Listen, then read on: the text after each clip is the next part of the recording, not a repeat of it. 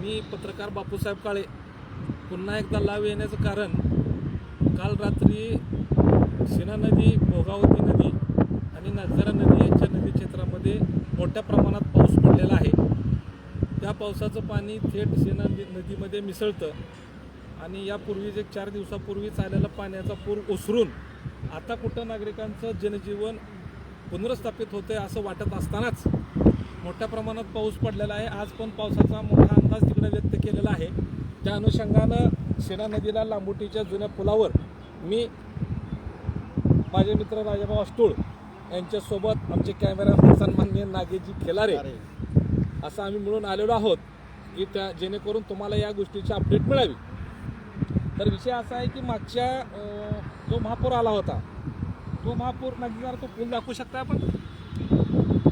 तो महापूर आल्यानंतर तो आहे तो पुणे सोलापूर राष्ट्रीय महामार्ग क्रमांक 65 आहे।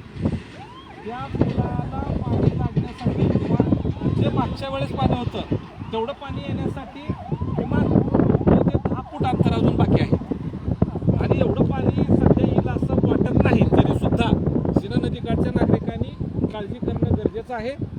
आता हे जे पाणी आपण पाहतो आहेत इथं ह्या पाण्याचा आणि मागं आलेल्या पुराच्या पाण्याच्या अंतरामध्ये जवळपास 50 फुटाचं अंतर आहे। 50 फूट एवढं पाणी वर जावं लागेल तेव्हा मागं पूर आला होता तेवढं पाणी येईल। तर आज दिनांक आहे 28 सप्टेंबर दुपारचे 2:40 झालेले आहेत। वार रविवार आहे। हा अपडेट आपल्यासाठी दिला। नमस्कार।